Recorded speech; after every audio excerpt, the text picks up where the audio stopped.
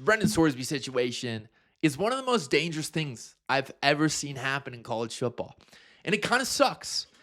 And I'm not here to bash Texas Tech or bash Brendan Sorsby. That's not my job. I don't want to do that. I like to give people and programs the benefit of the doubt.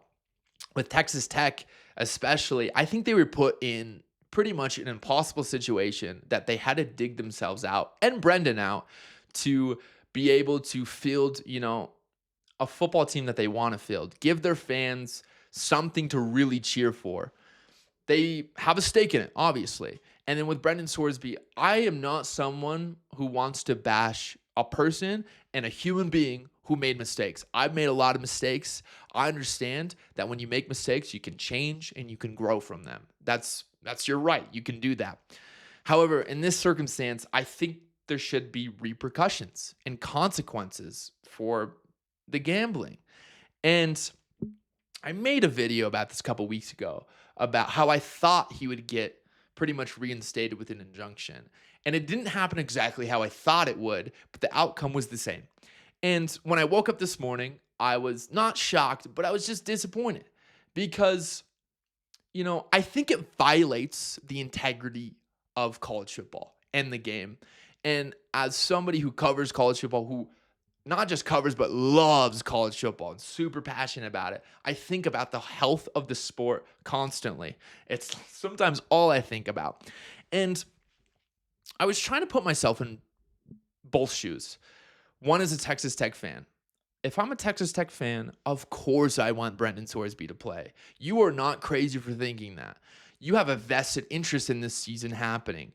For me, with my team, my mood a lot of the time is hindered on whether or not I'm going to have a good football season. Whether I'm sad or I'm happy is sometimes dependent on if my team's playing well or not. I get it. And I can also see the viewpoint of being like, well, the NCAA has been a corrupt organization for decades. Why would I care what the rules are? I get it. They have been corrupt. I agree with that. There's so many ways they have taken advantage of their players. They have profited off of players when they didn't deserve the profit. Like, great example here is Johnny Manziel. I thought he deserved money when he was at Texas A&M. Like, his documentary around making money is not that crazy to me because I thought it was morally right for him to benefit from money. And when it comes to NIL, I'm very pro player. I want players to profit off of their likeness. That is something that should happen. I remember being little and I'd walk in the bookstore with my mom and I'd see a jersey of my favorite player. However, it didn't have a nameplate. And I'm like, well, I'm going to buy that number because that's my favorite player's number. And they didn't make any money off of it. That's not fair. I agree.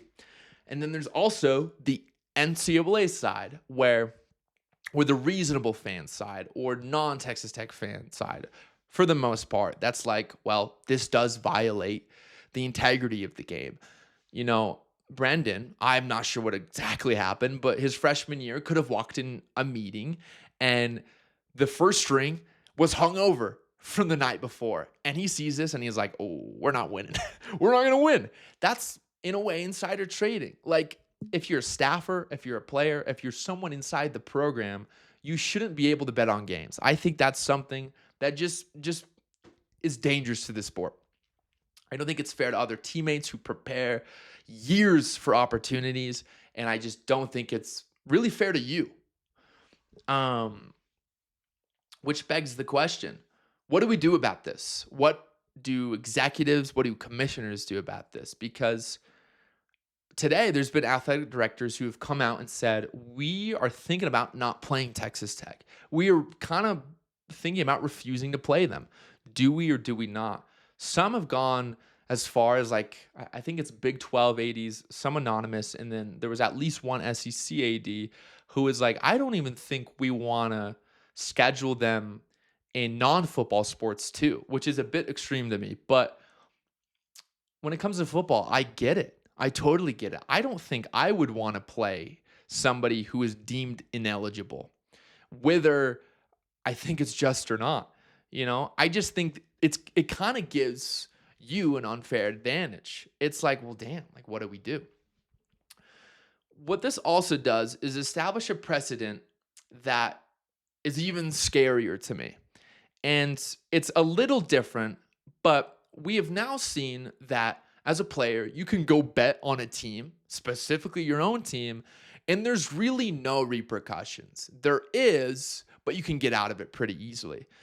Which begs me to say, you have a fictional character like Tony Soprano comes up to, let's say Tony Soprano is a big Rutgers fan. He comes up to KJ Duff and he's like, hey, KJ, I'm going to give you a couple $100,000 to go throw this game, to go fix this game, fix your stats.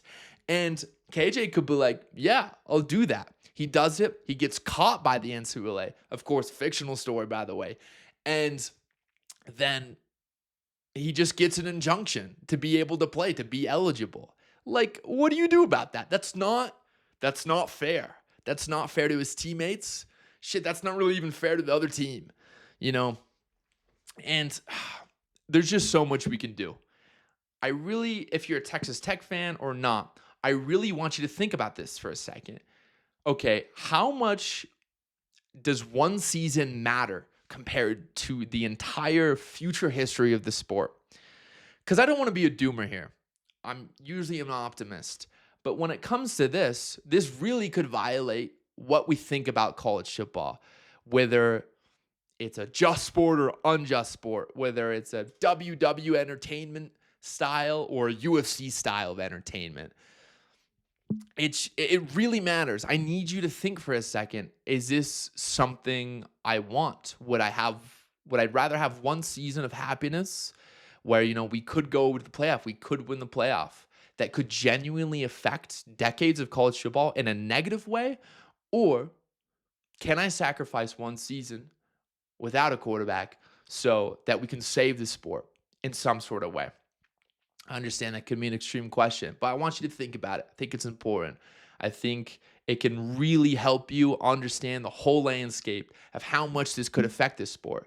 Not only does this affect football players, but this could be to the point where, this could affect somebody in a non-football sport. It could be an Olympic sport, so much to the point when it comes to NIL and so many people are making money, and there's so much budgeting going into these football programs that these non-Olympic sports are getting cut. And student athletes and students and people are losing their scholarships because of, integrity that's getting lost. Not just at a player level, but at an executive, a commissioner, and a coach level. It's something really important. And I'd love for you to think about. Anyways, guys, I love you. I hope you have a great one. And rush that damn field, guys.